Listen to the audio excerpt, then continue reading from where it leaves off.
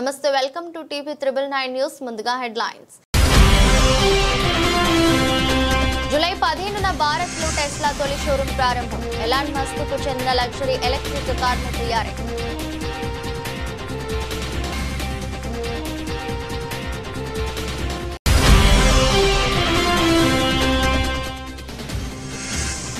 నాకు హైకమాండ్ నుంచి పూర్తి మద్దతు ఉంది సీఎం మార్పుపై సిద్ధరామయ్య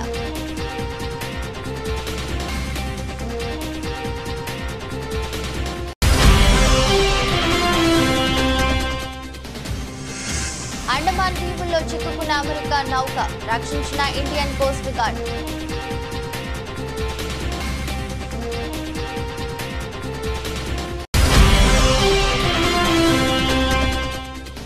కాంగ్రెస్ పార్టీ తెలంగాణకు 50 ఏళ్లు ఖర్చు చేసిన మూసాలకు cover point presentation మండిపడ్డ Harish Rao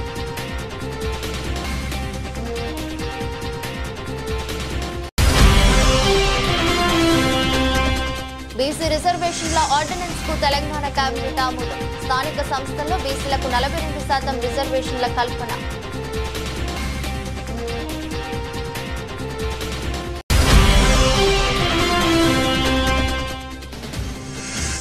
Kakinada GGH ఘటన వారిపై కఠిన చర్యలకు సీఎం చంద్రబాబు ఆదేశం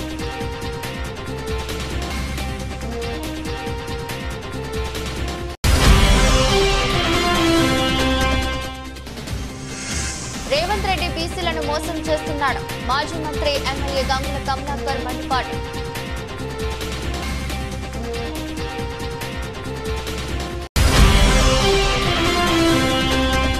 కల్తీ కల్లు ఘటనలో కాంగ్రెస్ ప్రభుత్వం చర్యలు చేపట్టడంలో అలసత్వం కూకట్పల్లి నియోజకవర్గ ఎమ్మెల్యే మాధవరం కృష్ణారావు ఆరోపణ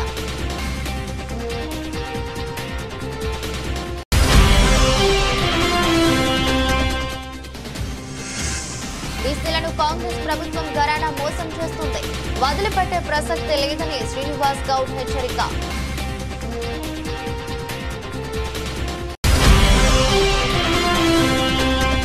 P40 పావర్టీ కార్యక్రమంపై సమీక్ష నిర్వహించిన చంద్రబాబు మార్గదర్శులను ప్రోత్సహించేందుకు చర్యలు చేపట్టాలన్న సీఎం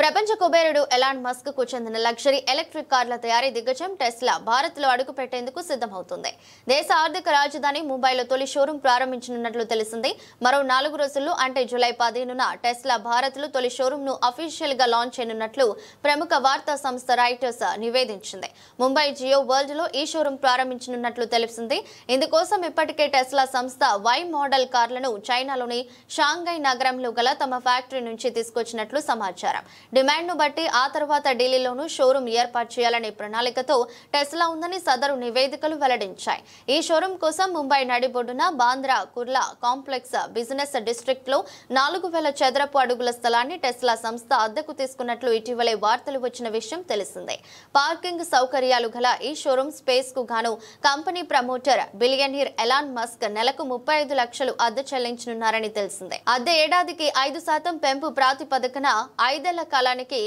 యూనికో ప్రాపర్టీస్ నుంచి లీజుకు తీసుకుంది ఈ ప్రాపర్టీ గ్రౌండ్ ఫ్లోర్ దేశీయంగా ఏర్పాటైన తొలి యాపిల్ స్టోర్ కు దగ్గరగా ఉంటుంది రెంటల్ అగ్రిమెంట్ ఫిబ్రవరి 27న రిజిస్టర్ అయింది 2.11 కోట్ల సెక్యూరిటీ డిపాజిట్ గా కూడా టెస్లా జమ చేసినట్లు సమాచారం ఎలాన్ మస్క్ సారథ్యంలోని టెస్లా భారత మార్కెట్ లోకి అడుగు పెట్టేందుకు ఎంతో కాలంగా ప్రయత్నాలు చేస్తున్న విషయం తెలిసిందే భారత్ విధించే దిగుమతి సుంకాలు తమకు అడ్డంకిగా మారాయని టెస్లా గతంలోనే పేర్కొంది అయితే భారత ప్రధానమంత్రి నరేంద్ర మోదీ ఇటీవల అమెరికాలో పర్యటించిన విషయం తెలిసిందే 2 రోజుల పర్యటనలో భాగంగా టెస్లా బాస్ ఎలాన్ మస్క్ తో భేటీ అయ్యారు ఆ భేటీలో వాణిజ్య అంశాలపై చర్చించినట్లు తెలిసిందే ఇందులో భాగంగా టెస్లా భారత్ లో ప్రవేశానికి సంబంధించిన కీలక అంశాలను కూడా ఇరువురు ప్రస్తావించినట్లు సమాచారం మోదీ అమెరికా పర్యటన సమయంలోనే భారత్ లో టెస్లా విస్తరణకు బీజం పడింది ఆటోమొబైల్ రంగంలో కొత్త ఒరవడి సృష్టించిన టెస్లా కంపెనీ ఎలక్ట్రిక్ కార్ల మార్కెట్ కు ఈసారి భారత్ ను ఎంచుకుంది యూరప్ చైనాలో అమ్మకాలు పడిపోవడంతో ఇండియాలో సొమ్ము చేసుకోవాలనే ఆలోచన ఉంది ఎలాన్ మస్క్ సంస్థ అందులో భాగంగానే ముంబైలో తమ తొలి షోరూం ను ప్రారంభించేందుకు సిద్ధమైంది ప్రస్తుతం ఎలక్ట్రిక్ కార్లలో అత్యధిక అమ్మకాలతో రికార్డు నెలకొల్పిన వై మోడల్ కారు ధర పన్నులు బీమా కలిపితే 48 లక్షల పైన ఉండనుంది కర్ణాటకలో ముఖ్యమంత్రిని కాంగ్రెస్ అధిష్టానం మారుస్తుందని డిప్యూటీ సీఎం డీకే శివకుమార్ ను సీఎంను చేస్తారంటూ విస్తృతంగా ప్రచారం జరుగుతున్న విషయం తెలిసిందే. కర్ణాటకలో నాయకత్వ మార్పు ఉండదని, తానే ముఖ్యమంత్రిగా కొనసాగుతానని స్వయంగా సీఎం సిద్ధరామయ్య స్పష్టం చేసినప్పటికీ దీనిపై చర్చ మాత్రం ఆగడం లేదు. ఈ అంశంపై సిద్ధరామయ్య తాజాగా మరోసారి స్పందించారు. కాంగ్రెస్ హైకమాండ్ నుంచి తనకు పూర్తి మద్దతు ఉందని పేర్కొన్నారు. ఢిల్లీలో కాంగ్రెస్ హైకమాండ్ తో సిద్ధరామయ్య ఇవాళ ప్రత్యేకంగా భేటీ అయ్యారు. భేటీ అనంతరం మీడియాతో మాట్లాడారు. సోనియా గాంధీ, రాహుల్ గాంధీ, ప్రియాంక గాంధీ సహా కాంగ్రెస్ అగ్ర నాయకుల పూర్తి మద్దతు తనకు ఉందని పేర్కొన్నారు. నాయకత్వ మార్పు అంశం హైకమాండ్ వద్ద లేదు. భేటీలో దాని గురించి చర్చ జరగలేదు. గాంధీలు సహా కాంగ్రెస్ అగ్ర నాయకుల పూర్తి మద్దతు నాకు ఉంది. వారి మద్దతు లేకుంటే నేను సీఎం పదవిలో కొనసాగి ఉండేవాడిని కాదు అంటూ చెప్పుకొచ్చారు. నాయకత్వ మార్పు అంశంపై సిద్ధరామయ్య గురువారం స్పష్టతనిచ్చిన విషయం తెలిసిందే. కర్ణాటకలో ముఖ్యమంత్రిని కాంగ్రెస్ అధిష్టానం మారుస్తుందని, డిప్యూటీ సీఎం డీకే శివకుమార్ ను సీఎంను చేస్తారంటూ విస్తృతంగా జరుగుతున్న ప్రచారానికి తెరదించారు. రాష్ట్రంలో 5 ఏళ్ల పాటు పూర్తి కాలం తానే ముఖ్యమంత్రిగా ఉంటానని, డీకేను సీఎంను చేయడానికి పదవి నుంచి దిగిపోమ్మని అధిష్టానం తనకు అడిగినట్టు జరుగుతున్న ప్రచారంలో ఎంత మాత్రం వాస్తవం లేదని స్పష్టం చేశారు. 5 ఏళ్ల పాటు నేనే సీఎంగా ఉంటా, ఈ విషయం నేను ఎప్పుడో స్పష్టం చేశా. జూలై 2న చేసిన ప్రకటనలో కూడా ఇదే విషయం చెప్పా. ఆ రోజు నా పక్కన శివకుమార్ కూడా ఉన్నారని పేర్కొన్నారు. సీఎం పదవిపై డీకే ఆశపడుతున్న విషయంపై ఆయన మాట్లాడుతూ, డీకే కూడా ఈ పదవికి ఆశావహుడే, అందులో ఎలాంటి తప్పు లేదు. ఆయన కూడా ఇదే విషయాన్ని పేర్కొన్నారు. కానీ సీఎం కుర్చీ ప్రస్తుతం ఖాళీ లేదని చెప్పారు. అమెరికాకు చెందిన సైలింగ్ నౌక సీ ఏంజిల్ అండమాన్ నికోబార్ దీవుల్లోని ఇందిరా పాయింట్ కు సుమారు 52 నాటికల్ మైళ్ల వద్ద చిక్కుకుపోయింది. అయితే ఆ నౌకతో పాటు దాంట్లో ఉన్న 2 సెయిలర్లను భారతీయ కోస్ట్ గార్డు రక్షించింది. జూలై 10వ తేదీన ఈ ఘటన జరిగింది. 2 సిబ్బందితో బయలుదేరిన అమెరికా పడవ నికోబార్ దీవుల వద్ద తీవ్ర ఒడిదుడుకులకు లోనైంది. చాలా ప్రతికూల వాతావరణం నేపథ్యంలో ఆ నౌక ఇందిరా పాయింట్ సమీపంలో చిక్కుకుపోయింది. అయితే సహాయం కోసం ఆ నౌక అలర్ట్ చేసింది. ఎంఆర్సీసీ పోర్ట్ బ్లెయిర్ సమీపంలో ఉన్న నౌకలకు ఆ హెల్ప్ కాల్ గురించి అలర్ట్ చేసింది. ప్రోటోకాల్ ప్రకారం రెస్క్యూ ఆపరేషన్ చేపట్టారు. భారతీయ కోస్ట్ గార్డుకు చెందిన ఐసీజీ రాజ్ వీర్ నౌకను సహాయం కోసం పంపారు. సముద్రంలో చిక్కుకున్న అమెరికా నౌకతో ఐసీజీ రాజ్ వీర్ లింకు ఏర్పరచుకున్నది. బలమైన గాలులు వీస్తున్న సిబ్బంది సురక్షితంగా, ఆరోగ్యంగా ఉన్నట్లు గుర్తించారు. జూలై 11వ తేదీన ఆ నౌకను విజయవంతంగా క్యాంప్ బెల్ బే హార్బర్ కు తరలించారు.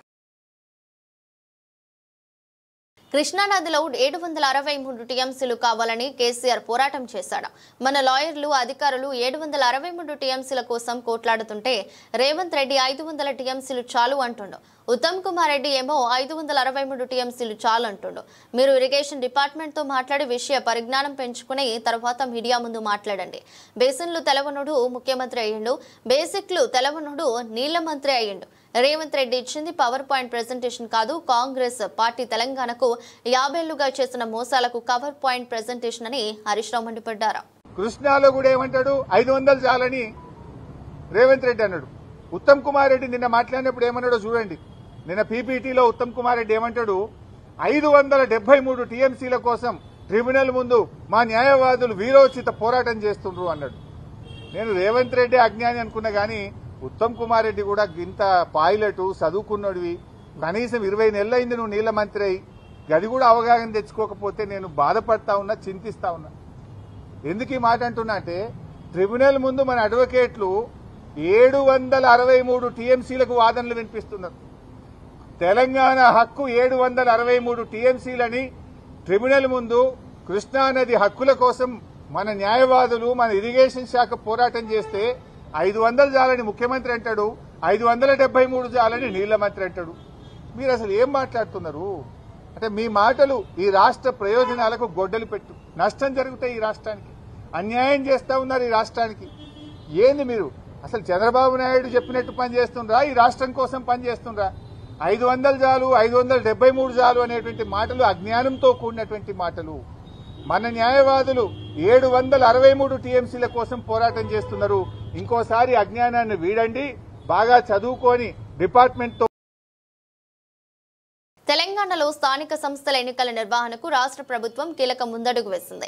బీసీ రిజర్వేషన్లు కల్పిస్తూ ఆర్డినెన్స్ జారీ చేయడానికి రాష్ట్ర మంత్రివర్గం ఆమోదం తెలిపింది. కేబినెట్ సమావేశం అనంతరం మంత్రులు పొంగులేటి శ్రీనివాసరెడ్డి, పొన్నం ప్రభాకర్ తదితరులు మీడియా సమావేశంలో వివరాలను వెల్లడించారు. బీసీలకు 42% రిజర్వేషన్లు అమలు చేసిన తర్వాతే స్థానిక సంస్థల ఎన్నికలకు వెళతామని మంత్రి పొంగులేటి శ్రీనివాసరెడ్డి స్పష్టం చేశారు. ఇందుకోసం 2018లో తెచ్చిన చట్టాన్ని సవరించాలని నిర్ణయించినట్లు ఆయన తెలిపారు. దేశంలోనే ఆదర్శంగా రాష్ట్రంలోనే కులగణన ప్రక్రియను విజయవంతంగా పూర్తి చేశామని ఈ సందర్భంగా గుర్తు చేశారు.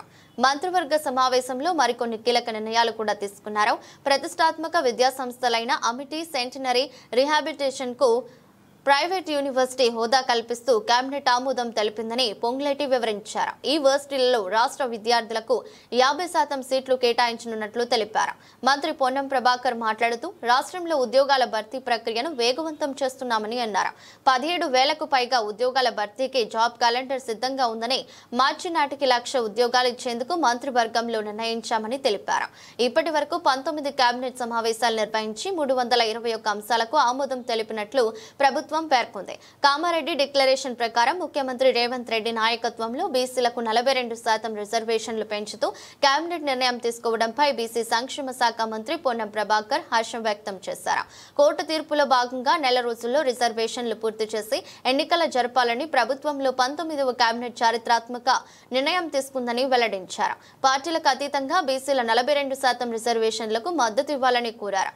రిజర్వేషన్ల పెంపుపై నిర్ణయం తీసుకున్న ముఖ్యమంత్రి రేవంత్ రెడ్డి సహచర మంత్రులకు ప్రత్యేక కృతజ్ఞతలు తెలిపారు. అనంతరం మంత్రి వాకిటి శ్రీహరి పొన్నం మిఠాయిలు తినిపించుకున్నారు. తెలంగాణ రాష్ట్రంలో ఇందిరమ్మ ప్రభుత్వం వచ్చిన తర్వాత కేంద్ర ప్రభుత్వం దేశంలో ఏదైతే విస్మరించిందో ఆ విస్మరించిన దాన్ని తెలంగాణ రాష్ట్రంలో మోడల్ గా కులగణన చేస్తామని చెప్పి దాన్ని సక్సెస్ఫుల్ గా కులగణన చేయటమే కాకుండా ఆనాడు కామారెడ్డి బహిరంగ సభలో మా నాయకులు చెప్పినట్లు తప్పకుండా కాంగ్రెస్ పార్టీ ఇందిరమ్మ ప్రభుత్వం అధికారంలోకి వచ్చిన తర్వాత రోల్ మోడల్ గా పైలట్ గా తెలంగాణ రాష్ట్రంలో 42% బీసీలకి రాజకీయంగా వారికి రిజర్వేషన్ చేస్తామని ఇచ్చిన మాటలో భాగంగా ఏదైతే మొన్న సర్వే కులగణన జరిగిన తర్వాత దాని ఆధారంగా 42%తో అసెంబ్లీలో బిల్లు పెట్టి అసెంబ్లీలో బిల్లు ఆమోదింపజేసుకొని ఆ బిల్లుని గౌరవ గవర్నర్ గారి ద్వారా కేంద్ర ప్రభుత్వానికి చిత్తశుద్ధితో ఈ ప్రభుత్వం పంపించడమే కాకుండా అనేక పర్యాయాలు గౌరవ ముఖ్యమంత్రి గారు, మా బీసీ శాఖ మంత్రి వర్యులు, మిగతా సహచర మంత్రులు ఢిల్లీ పోయినప్పుడల్లా కూడా ఈ అంశం మీద అక్కడ సంబంధిత అధికారులతో సంబంధిత మంత్రులతో అనేక పర్యాయాలు చర్చించారు. దాని మీద వారు ఎన్నో కొర్రెలు రాస్తూ వచ్చి డ్రాగన్ చేసే కార్యక్రమాన్ని చేపట్టారు. అయినా కూడా ఈ రోజు కేబినెట్ కి గౌరవ అడ్వకేట్ జనరల్ గారిని కూడా పిలిచి న్యాయపరంగా భవిష్యత్తులో ఏ రకమైన చిక్కులు రాకుండా ఉండే విధంగా బీసీ సోదరులకి మొన్న ఏదైతే సర్వే చేయబడిందో సర్వే చేసిన దాని పద్ధతిలో 42% రిజర్వేషన్లతో స్థానిక సంస్థ ఎన్నికలకి పోవాలని ఈ రోజు కేబినెట్. కాకినాడ రంగరాయి మెడికల్ కాలేజీ ఘటనపై ముఖ్యమంత్రి చంద్రబాబు నాయుడు సీరియస్ అయ్యారు. నిందితులపై కఠిన చర్యలకు సీఎం ఆదేశాలు జారీ చేశారు. మెడికల్ కాలేజీలో విద్యార్థినులపై లైంగిక వేధింపుల ఘటనపై ముఖ్యమంత్రి ఆగ్రహం వ్యక్తం చేశారు. ఈ వ్యవహారానికి సంబంధించి అధికారులను నివేదిక ఇవ్వాల్సిందిగా కోరారు. ఈ క్రమంలో సీఎం చంద్రబాబుకు వైద్య ఆరోగ్య శాఖ అధికారులు నివేదికను సమర్పించారు.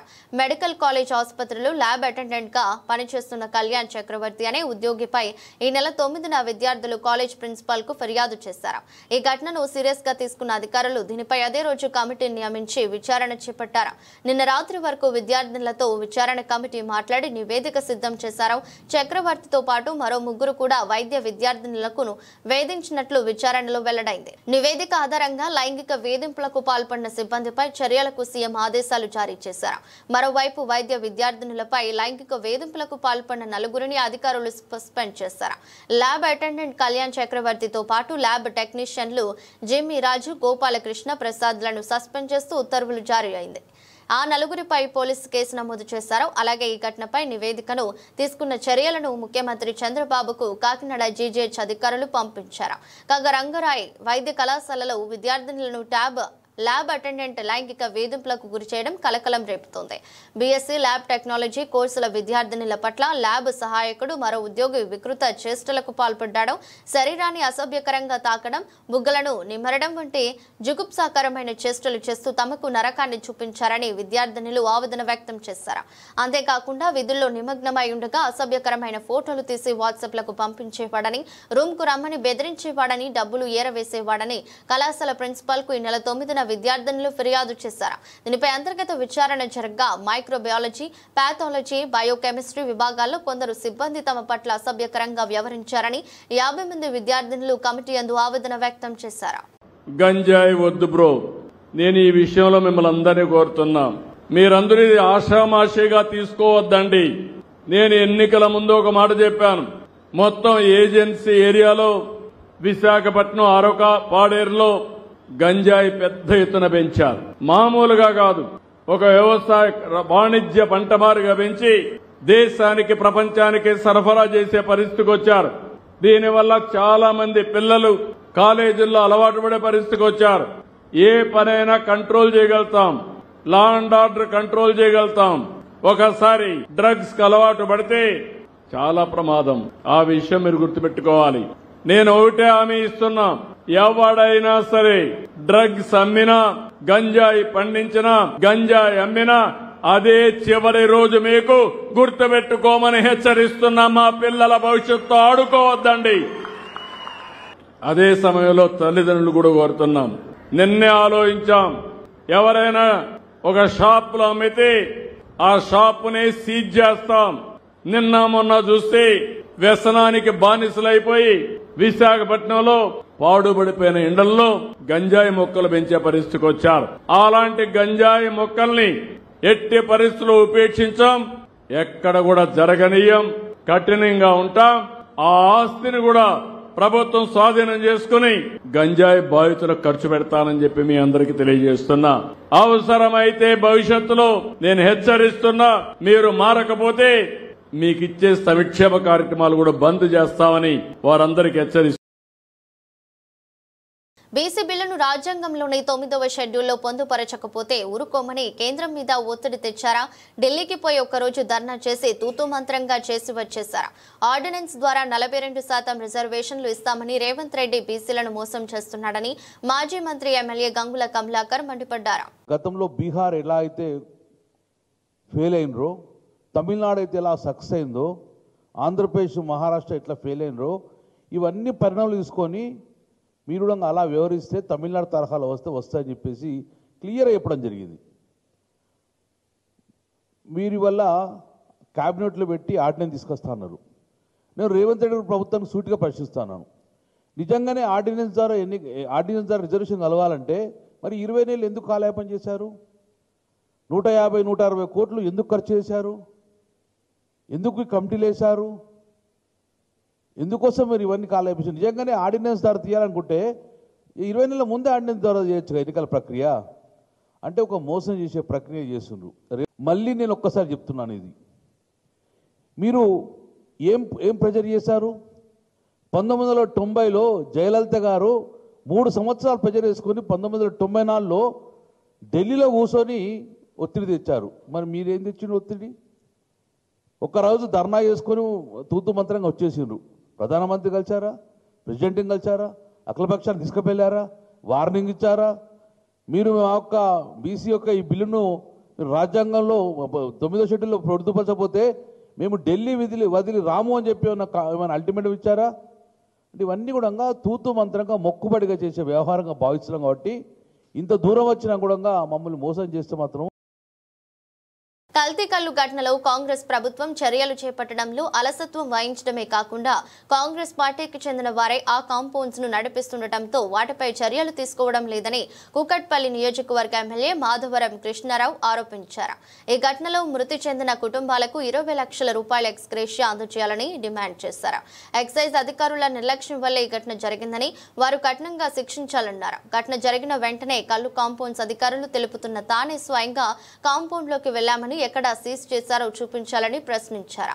ఇద్దరు మంత్రులు ఆసుపత్రికి వెళ్లి పరామర్శించడమే తప్ప అండగా నిలవలేదని విమర్శించారు. నిమ్స్ ఆసుపత్రికి అంబులెన్స్ లో బాధితులను తీసుకుని వెళితే వారు చేర్పించుకోక అటు ఇటు తిప్పుతుండటంతో పలువురు చనిపోయినట్లు ఆయన వెల్లడించారు. బాధితులకు న్యాయం చేయకపోతే కుటుంబాలతో కలిసి ప్రభుత్వ వైఖరిని ఎండగట్టేలా కార్యక్రమాలను చేపడతామని అన్నారు. వేరే హాస్పిటల్ తీసుకోమని వాళ్ళు హెచ్చరించడం వల్ల అక్కడ ఇక్కడ తిరిగి కూడా కొంతమంది ప్రాణాలు కోల్పోయారు. సరే ఓకే, ప్రాణాలు కోల్పోయినటువంటి వాళ్ళను వాళ్ళ ఇంటికి చేర్చే బాధ్యత ప్రభుత్వం మీద ఉంది. అయినప్పటికీ కూడా వాళ్ళు కనీసం అంబులెన్స్ అరేంజ్ చేయకుండా, ఒక డీసీఎం అరేంజ్ చేయకుండా చనిపోయినటువంటి వాళ్ళను ఈడ దొరితా పడేసి ఎన్ని ఇబ్బందులు పెడుతుంది ప్రభుత్వం అంటే అన్ని ఇబ్బందులు పెడతా ఉంది. ఇక్కడ చూస్తా ఉన్నారు. ఇప్పుడు ఈడ ఆ అధికారులు ఏం చెప్పారు, మేము 3 సిల్ చేసామని చెప్పారు. చూస్తారు మీ కళ్ళ ముందే లోపలికి వచ్చాను. ఎక్కడ సిల్ లేవు, సీసాలు ఉన్నాయి, అన్నీ ఉన్నాయి. అంటే ఎంత దొంగ మాటగా మారుతున్నారంటే, ఇద్దరు మంత్రులు వచ్చి నిన్న స్టేట్మెంట్ ఇచ్చిపోయారు. 3 సిల్ చేశాం, 4 మీద యాక్షన్ తీసుకున్నాం అని చెప్పి గొప్ప గొప్ప మాటలు చెప్పడం తప్ప చనిపోయినటువంటి వాళ్ళకి ఈ రోజున నష్టపరిహారం ఏమి ఇస్తున్నారనేది ప్రకటించకుండా, ఉన్న వాళ్ళని ఏ రకంగా రక్షించాలనేటువంటి ఆలోచన లేకుండా ప్రజలతో చెలగమాడుతున్నటువంటి ఈ కాంగ్రెస్ పార్టీ ప్రభుత్వం ఆలోచన చేసుకోవాలి. ఎందుకు నీ పార్టీ లీడర్ హైదర్నగర్ షాప్ అని ఆలోచన చేస్తున్నారా? నీ కాంగ్రెస్ కార్యకర్తల కలకంపులను ఆలోచన చేస్తున్నారా? ప్రజల బీసీలను కాంగ్రెస్ ప్రభుత్వం గరానా మోసం చేస్తుంది. 42% రిజర్వేషన్ల కోసం పూర్తిగా సహకరిస్తామని చెప్పా. బీసీ బిల్లు ఆమోదం కోసం కేంద్రం వద్ద ఎలాంటి ప్రయత్నం చేయలేదు. గవర్నర్ ఢిల్లీకి పంపారు, కేంద్రం వద్ద ఉంది. మళ్ళీ ఇప్పుడు ఆర్డినెన్స్ తీసుకొచ్చారు. గతంలో రాష్ట్రంలో మహారాష్ట్ర, తమిళనాడు, బీహార్లో జీవోలు ఇస్తే కోర్టుల్లో నిలబడలేదు. అలా అనుకుంటే ముందే జీవో ఇవ్వవచ్చు కదా. 9 షెడ్యూల్లో పెట్టకుండా 70% రిజర్వేషన్లు ఎలా అమలవుతాయి? అఖిలపక్షం పెట్టకుండా ఏకపక్షంగా చేయడం బీసీలను అన్యాయం చేయడమే. చాలా అనుమానాలు ఉన్నాయి. 42% రిజర్వేషన్లకు చట్టబద్ధత కల్పించాలి, వదిలిపెట్టే ప్రసక్తే లేదని శ్రీనివాస్ గౌడ్ హెచ్చరించారు. పూర్తి మద్దతు. మీరు ఏ పోరాటం అయినా చేయండి, ఇక్కడ చేయండి, ఢిల్లీ కూడా వస్తాం, మీతో పాటు అఖిలపక్షాన్ని తీసుకెళ్ళండి, ప్రధానమంత్రిని కలుద్దాం, తమిళనాడు తరహా మనం సాధించుకుందాం అని చెప్పినాం. చెప్పిన తర్వాత ఒక్కరోజు కూడా మరి ప్రధానమంత్రిని కలవలేదు, రాష్ట్రపతిని కలవలేదు. హడావుడి చేసింది తప్ప ప్రయత్నం చేసినట్టు తెలంగాణలో ఒక చిన్న పిల్లానంటే చెప్తారు. ఢిల్లీలో పోయి 42% గురించి ఏమైనా అడిగిన చేసిందంటే అడగంది ఎవరు? అమ్మ కూడా అన్నం పెట్టదు. మరి ఈరోజు సడన్గా క్యాబినెట్ సమావేశాలు పెట్టి గవర్నర్ ఆర్డినెన్స్ అంటున్నారు. ఇదే గవర్నర్ గారు రాష్ట్రపతికి పంపిండు, అక్కడ పెండింగ్లో ఉంది. మళ్ళీ మీరు ఇప్పుడు ఆర్డినెన్స్ అని చెప్తున్నారు. ఆర్డినెన్స్ జియో ఇచ్చి ఆర్డినెన్స్ ద్వారా తెస్తామంటున్నారు. గతంలో 2018లో 396 జియో ద్వారా 34% పెంచి ఇదే మేము గవర్నర్ ద్వారా మేము రిజర్వేషన్ ఇచ్చి పెంచి ఇద్దామనే ప్రయత్నం చేస్తే స్వప్నారెడ్డి అనే ఒక పిటిషనర్ హైకోర్టులో వేసి కొట్టేశారు. ఈ 396 మీలాగా మేము ఇచ్చిన జియో ఆల్రెడీ కొట్టేయంగా సుప్రీంకోర్టుకి వెళ్తే సుప్రీంకోర్టు కూడా మీరు విత్డ్రా చేసుకుంటారా అని చెప్పి బెదిరించి విత్డ్రా చేయించుకోగా, మహారాష్ట్రలో కూడా సేమ్ జియో ఇస్తే ఎలక్షన్ నోటిఫికేషన్ తర్వాత కూడా రద్దు చేయంగా, మీ కన్న ముందర కనిపించంగా, తమిళనాడులో 3 సార్లు ఆంక్షలు పెట్టంగా,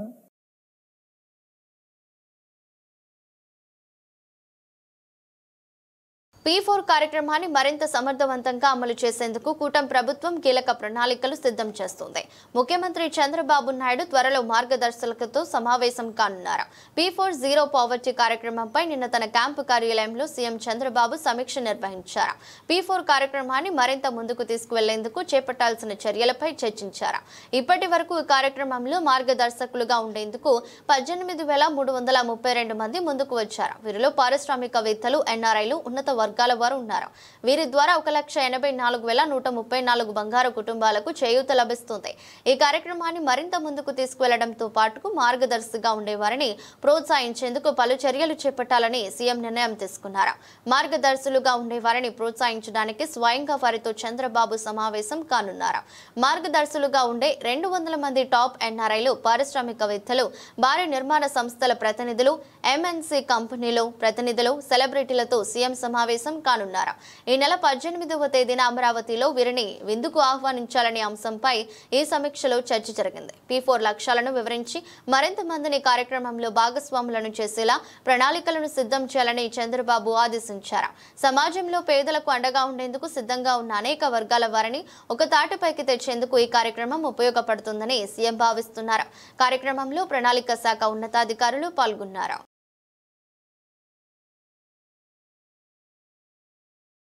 బంగారం ధరలు రోజు రోజుకు పెరుగుతున్నాయి. పేద మధ్యతరగతి కుటుంబాల వారికి షాక్ ఇస్తున్నాయి. ఓ రోజు తగ్గి 3 రోజులు పెరుగుతున్నాయి. గత నెలలో 94,000 దగ్గర ట్రేడ్ అయిన స్వచ్ఛమైన 24 క్యారెట్ల బంగారం ధర ఇప్పుడు 98,000 దగ్గర ట్రేడ్ అవుతుంది. అంతర్జాతీయ మార్కెట్లో ఔన్స్ ధర $3,300 పైన ఉంది. గత సంవత్సరంతో పోల్చుకుంటే ఈ సంవత్సరం బంగారం ధరలు 37.63% పెరిగాయి. గత 24 రోజుల పరిస్థితి చూసుకుంటే బంగారం ధరలు 70% పెరిగాయి. హైదరాబాద్ నగరం నిన్న 10 గ్రాముల 22 క్యారెట్ల బంగారం ధర $90,200 దగ్గర, 10 గ్రాముల 24 క్యారెట్ల బంగారం ధర $98,400 దగ్గర, 10 గ్రాముల 18 క్యారెట్ల బంగారం ధర $73,800 దగ్గర ట్రేడ్ అయింది. నిన్నటితో పోల్చుకుంటే 10 గ్రాముల బంగారంపై గ్రాముకు ₹1 చొప్పున ₹10 పెరిగింది. 10 గ్రాముల 24 క్యారెట్ల బంగారం ధర $98,410 దగ్గర, 10 గ్రాముల 22 క్యారెట్ల బంగారం ధర $90,210 దగ్గర, 10 గ్రాముల 18 క్యారెట్ల బంగారం ధర $73,810 దగ్గర ట్రేడ్ అవుతుంది.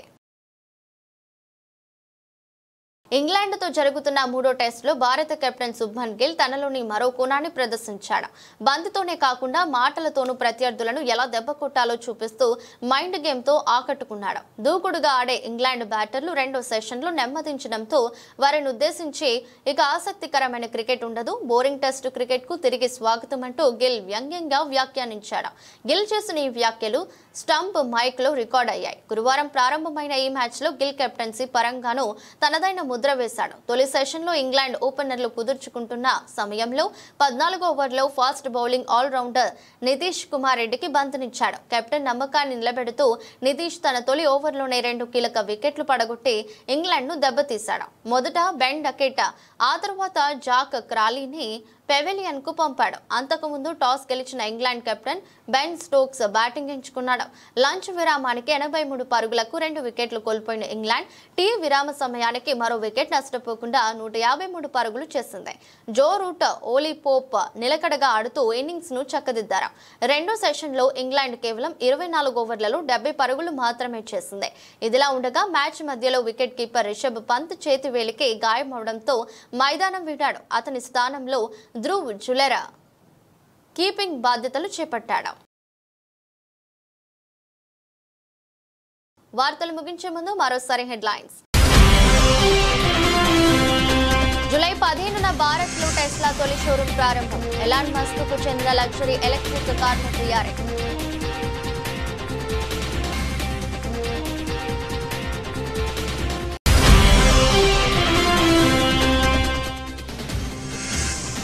నాకు హైకమాండ్ నుంచి పూర్తి మద్దతు ఉంది. సీఎం మార్పుపై సిద్ధరామయ్య.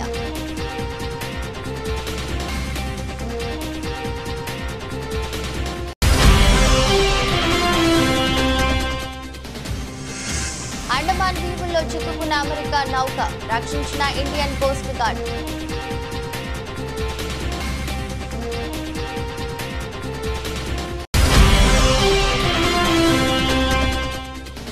కాంగ్రెస్ పార్టీ తెలంగాణకు 50 ఏళ్లుగా చేసిన మోసాలకు cover point presentation. మండిపడ్డ Harish Rao.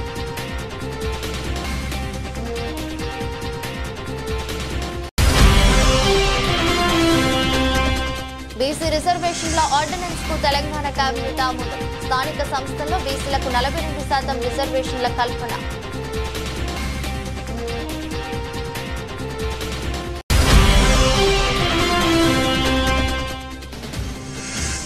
Kakinada GGH ఘటన, వారిపై కఠిన చర్యలకు సీఎం చంద్రబాబు ఆదేశం.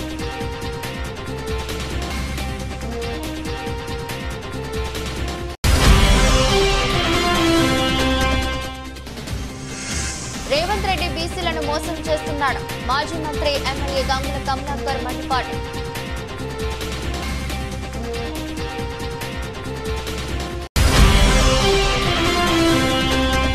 కల్తీ కల్లు ఘటనలో కాంగ్రెస్ ప్రభుత్వం చర్యలు చేపట్టడంలో అలసత్వం. కూకట్పల్లి నియోజకవర్గ ఎమ్మెల్యే మాధవరం కృష్ణారావు ఆరోపణ.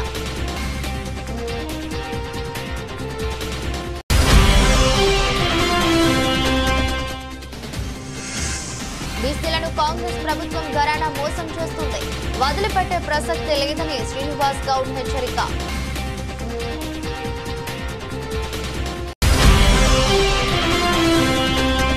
P40 పావర్టీ కార్యక్రమంపై సమీక్ష నిర్వహించిన చంద్రబాబు మార్గదర్శులను ప్రోత్సహించేందుకు చర్యలు చేపట్టాలన్న సీఎం.